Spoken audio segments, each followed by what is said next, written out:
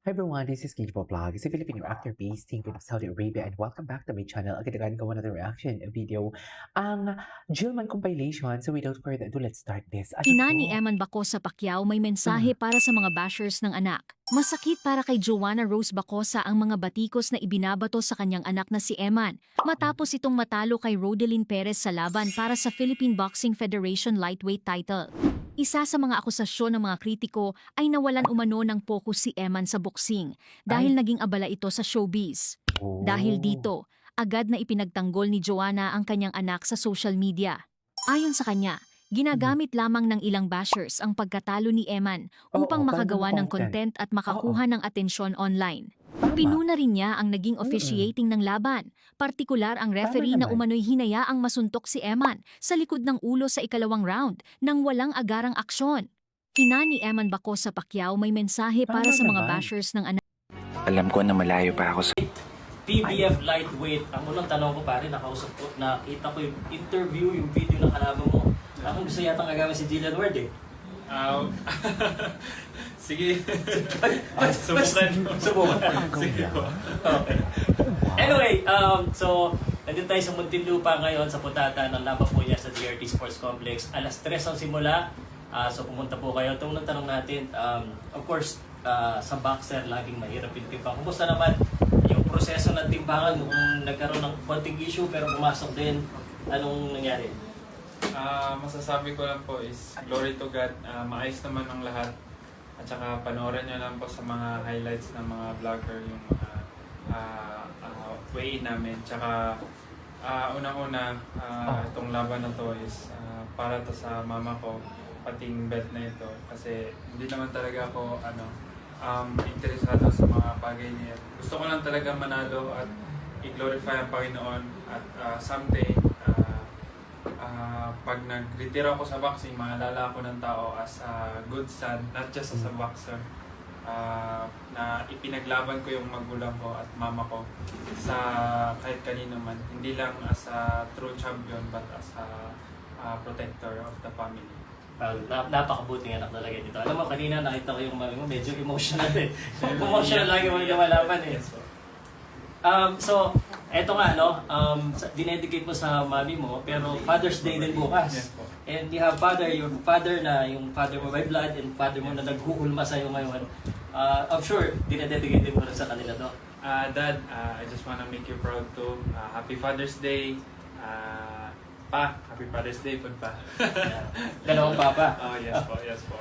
Alright, going into the fight, no? Pangalawang beses mo na nakalaban dun sa Rodelyn Perez. What can we expect? Halos kakilala mo na yung kalaban mo. We can expect a very good, exciting fight. Yun na lang po, abangan natin bukas. Ako naman Wala na talaga. po masyadong Hindi ko lang salita. matanggap talaga. Hindi, syempre last time nakita kita, pinabaksak mo lang best kalaban mo. Nanalo yung bilangan nila Yun sa ang inaabangan ng tumba. mga tao, ano ba? Nanalo Tingin mo? din sa tumba, ganun ba yun?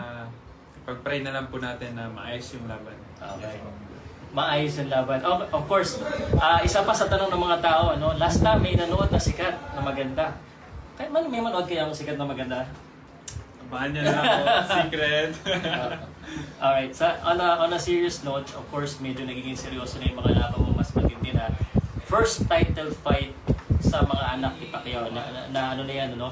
Wala pang anak ni Pacquiao nakakalaban sa title fight. How important na maipanalo mo itong laban ng mga yan?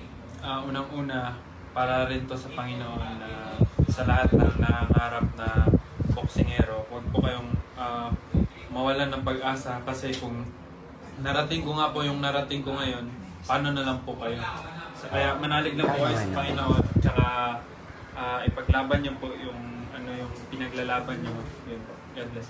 Alright, sige, ano na lang, invite na lang Tama sa mga naman. tao, sa mga Tama naman. fans na panoodin ka at supportan ka. Tsaka baka may gusto kang pasalamatan ng mga, kung sino man yung gusto kang pasalamatan ng sponsors or kung sino tumulong sa'yo. Una-una, gusto ko na magpasalamat sa daddy ko dahil sa suporta niya sa akin sa boxing. Gwapo pa ng kamukha niya Hindi din ko yung po kapatid niyang makakalimutan panganay ni dad Pacquiao. yung first day na No? humingi po ako ng Paputi fight lang sa yung inyo. isa eh. At pinayagan niyo po ako mag-boxing. I am so blessed dad kasi binigyan niyo ako ng not only a future but an opportunity to Okay, kasama na. Ay, ito siya. Kaya magsasalita na siya ulit. Magsasalita na. I just wanna thank everyone for welcoming me gusto ko lang din magpasalamat sa Panginoong Diyos for Diba? His Aside plan. sa, Hindi ko hindi talaga talaga nakakalimutan magpa-thank you din sa Actually, tatay. Sa gusto ko lang Zion. talaga manalo. And sa kay Lord, yun, of course. I'm so blessed po na nakarating po ako dito ngayon. And thank you everyone for God bless you all. Okay. Ay, ito. Ah, dito siya nanalo. Okay. Ewan ba ko sa Pacquiao interview? Hindi natin marinig. Eman, pinutumban. Ewan ko Okay, sa- nandito ngayon ako Nung natapos ang ugnayan ng ina ni Emma na si Joanna, Ang dami mo nang ginagawa, no? Nag-double ka na into acting. Pero ano ba talaga yung gusto mo sa career mo? Ano yung parang pinaka-focus mo sa... Boxing Siyempre, talaga. unang-una sa lahat, yung pangarap ko na maging isang world champion, maging isang magaling na boksingero na ma-inspire mga kabataan na ano man yung pinagdadaanan nyo, kaya nyo yung gawin. Magtiwala lang kayo sa Panginoon at sa sarili nyo, sa binigay niyang biyaya at kakayahan na binigay niya sa inyo. Gaano ka-effective ba yung yung barley para sa... Kasi alam naman natin, di ba, yung boxers kailangan mag-maintain ng certain weight, ganyan. Gaano siya ka-effective na tumulong sa'yo para gawin yan? Siyempre, napaka-effective niya, lalong-lalo na pag nagda-diet ka. Siyempre, pag nagda-diet po tayo, nawawala na yung mga vitamins sa katawan natin. So, yun, pag ininom ko yan, nagda-training ako, hindi ako nakakaramdam masyado ng gutom o ng pagkalamya.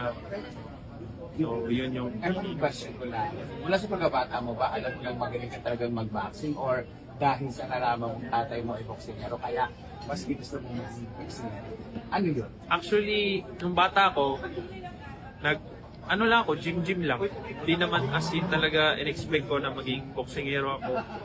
So, nung nagka-edad-edad na ako, 13, 14 sa Japan noon. Sa Japan pala talaga ako, siya. nag-decide na ako na Nag-start. try ko kaya yung May mga upcoming laban ka ba this year? Yes po, abangan nyo na lang. Ever since ba alam mo na si Manny Pacquiao natin? Yes, simula bata ko. Bata ka na. So, doon ka humugol sa kanya ng husay ng galing. Opo. Man, nabanggit mo kanina na nabanggit mo kanina na parang hindi mo alam yung mangyayari sa buhay mo. Looking back 3 years, 4 years ago, ano yung sa tingin masasabi mo sa naging journey mo papunta rito? Siyempre, sobrang hirap talaga. Naka-experience ako ng criticism sa ibang tao.